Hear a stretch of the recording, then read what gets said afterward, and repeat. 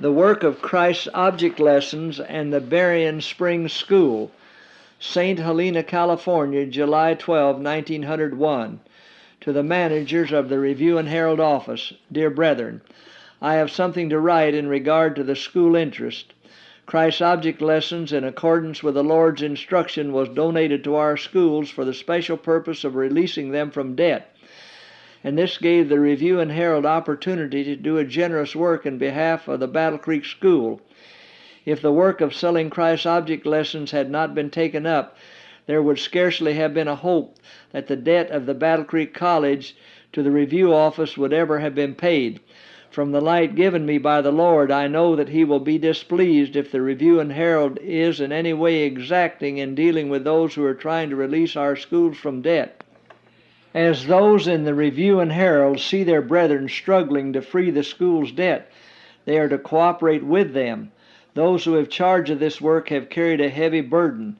Nothing could have been done without earnest effort and determined vigilance, and nothing else could have done that which Christ's Object Lessons have done to bring relief to the schools. Let men show their appreciation of God's gracious design and be laborers together with Him in making the most of His blessing. Nothing could displease the Lord more than for the Review and Herald to show narrow-mindedness and make exacting demands upon the school, putting out a hand of power to do work similar to the work which has been done in the past, to the shame of some in the service of God. God is wrought in a wonderful manner through Christ's Object Lessons. Let not selfishness reach out the hand to spoil the pattern. The Review and Herald have profited by the work which has been done to raise the debt on the Battle Creek School.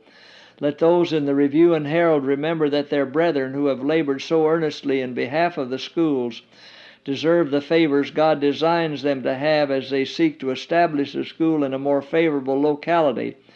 Let not those in the Review and Herald office think that they will do God service by binding about the school interests.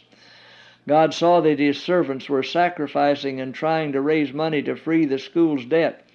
Then the still small voice spoke to God's humble servant, telling me to make known that God had heard the prayers and witnessed the tears of His people, and that He had a plan for the relief of the schools, a plan by which many would be helped, but which was especially to relieve the schools from their pressure of debt.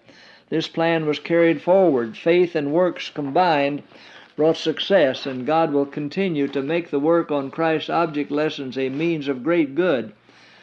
Let not one thread of selfishness be woven into the work of the Lord. Those in responsible positions are on test and trial. God calls for more mercy, more tenderness, more pity, more courtesy than has been shown. There should be a reformation among the workers. Let those who handle the work of the Lord show themselves to be men of broad minds, men who appreciate what has been done for the relief of the schools.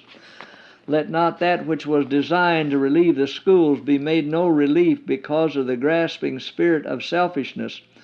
All our institutions, sanitariums, schools, and publishing houses are to stand shoulder to shoulder to help and bless one another.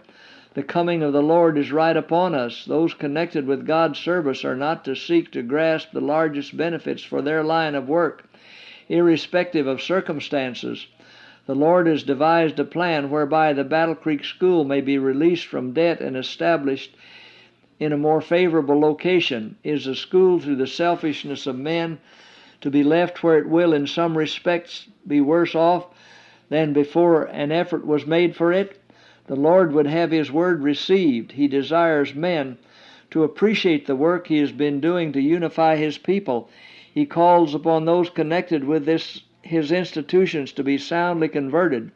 It is Christ's desire that men shall receive Him and work in perfect harmony, serving God with heart and soul and strength, not only for hope of heaven, but that in unselfishness, purity, and holiness they may be a blessing to others. We are not merely to be trees of righteousness. Christ said, "It is my Father's good pleasure that ye bear much fruit." I hear that there is some thought of locating the school at Barrien Springs in the southwest of Michigan. I am much pleased with the description of this place. The 112 acres of unimproved land will be a great blessing to the school in many ways, also the 40 acres of woodland. It will be a great blessing to have cheap water transportation, and the offer of buildings is of great value. The good hand of the Lord appears to be in this opening, and I hope and pray that if this is the place for the school, no hand will be stretched out to prevent the matter from reaching a successful issue. In such a place as Barrien Springs, the school could be made an object lesson, and I hope that no one will interpose to prevent the carrying forward of this work. The Review and Herald and the Sanitarium should help in this matter.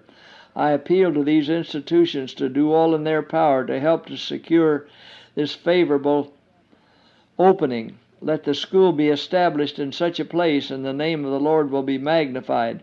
I hope to see that which we ought now to behold, the establishment of important interests outside of Battle Creek. I hope that there will be a revival and reformation among our people, bringing back to hearts the first love of the gospel. Signed, Ellen G. White.